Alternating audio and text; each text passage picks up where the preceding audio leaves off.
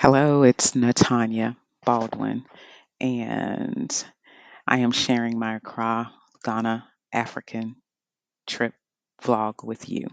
Please like, share, and subscribe. In this video, I will highlight how I prepared for going to Ghana. So, here are some helpful tips and fun facts as I describe what that means and what that looks like. So, first thing, the time zone change. So, Accra operates on Greenwich Mean Time or GMT, which is 5 hours ahead of Charlotte Eastern Standard Time.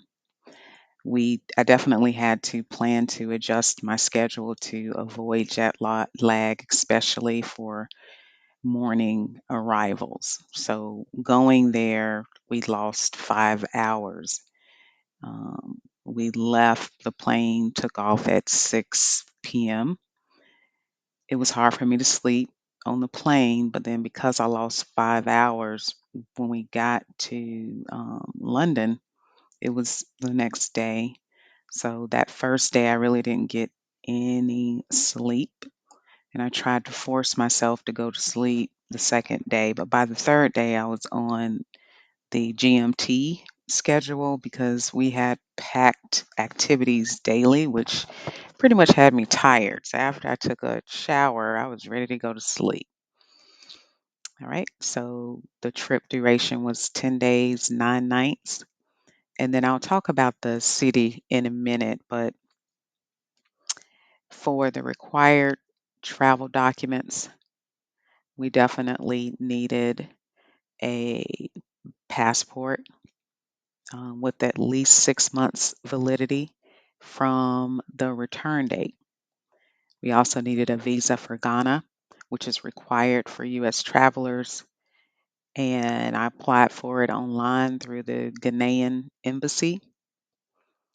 We needed vaccinations and health prep. So a requirement was getting the yellow fever vaccination, which is mandatory for entry into Ghana.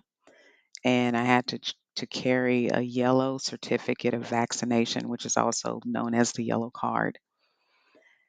Of course, we went to the travel clinic and they asked us to consider a whole slew of other vaccinations, but I only got what was required. So, what is required is the yellow fever vaccination, which is a shot, and then you have to get the malaria pills, which would be a prescription. And you would take those pills 2 days before you travel, 2 days before the date that you're in Ghana, during the time that you're there, and then a week and a half after. And just know malaria is very common in the region. When we talked to some of the locals, they said they're still getting malaria now, but it's more like getting the flu for them because their bodies have the vaccination for it. Let's see. I also packed mosquito repellent, lots of sunscreen. It's recommended that you take a basic first aid kit. I did not take that, so I didn't do the first aid kit. I'll go back to the currency. So at the time that our trip was created, the US currency exchange, so Ghana uses Ghanaian Cedi or GHS, and it could be exchanged with the US dollar at banks or forex bureaus in Accra. You would have to notify your bank about your international traveling and consider using credit cards with no foreign transaction fees. I did take a credit card for emergency situations, but I never used it, so that's great. So you're seeing the 15.32 at the time that all of my information was created, which is prior to the date that we landed. And then on the date that we landed there, it was at 15.7 GHS. So an example would be I paid 552 GHS to get my hair twisted, which equates to 35 USD in the United States. And believe me, if I had got my hair twisted in the United States, it would have cost me about $300 to do what I did as far as my hair. So So glad I got it done there. With packing, it is highly recommended that I have a whole list here of items, and I'll leave it here as I'm talking so you can read through what those items are for packing. But if you're not flying first or business class, you're limited to one check in. So, lightweight clothing for Ghana's warm weather and humid climate, like cottons, linen fabrics, comfortable walking shoes for exploring markets and historical sites, which we did a lot of walking, a power adapter for Ghana's Type G sockets, which are the same as the UK, if your devices aren't already compatible. Now, I did get two of those power adapters, but then some of our devices were already compatible. We just didn't know it. We found out while we were there. Small gifts for hosts, as gift giving is a valued cultural practice in Ghana. And I'll tell you, I did bring three gifts to give. I gave one to I call her our ground travel companion.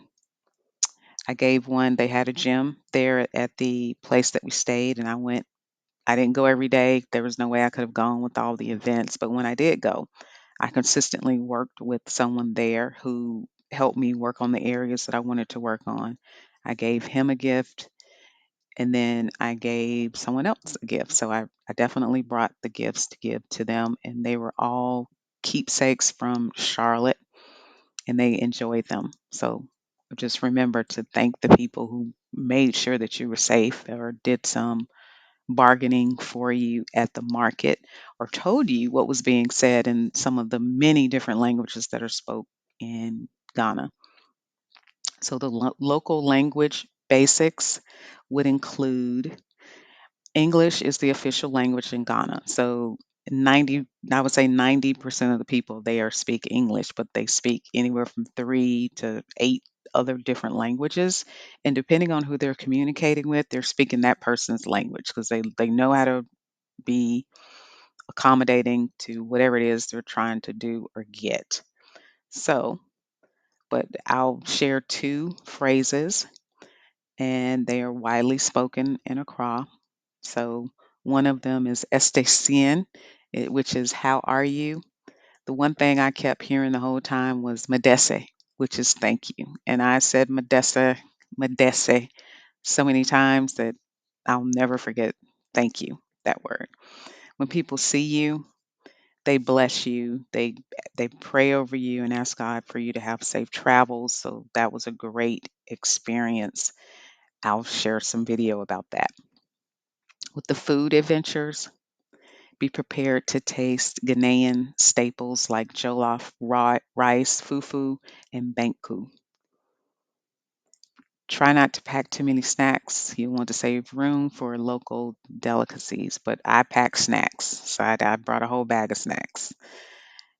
Cultural etiquette. Greeting is important. So shake hands and ask about someone's well being before jumping into a conversation. Dress modestly when visiting cultural or religious sites. Do not use your left hand because it's considered to be disrespectful.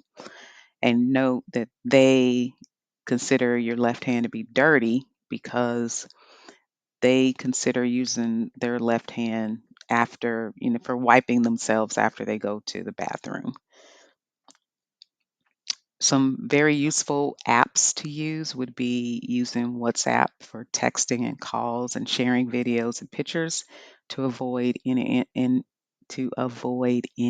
international charges from your current cell phone provider. It's 100% free. It's also a way to keep in contact with your new friends from your international travel.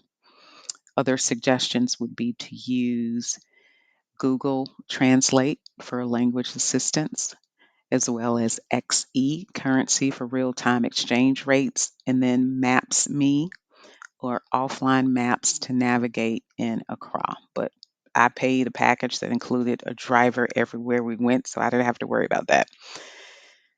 So, this is a quick video. I will ask that you think about how I can make the content better and add suggestions. If you would like to see more, please share what you would like to see. If you have traveled, what additional preparation did you do to ensure your travel was a success? So, thank you for listening to this video. I am still processing and I will upload additional content. So, you will hear me, you'll see more video from me soon. Thank you for watching.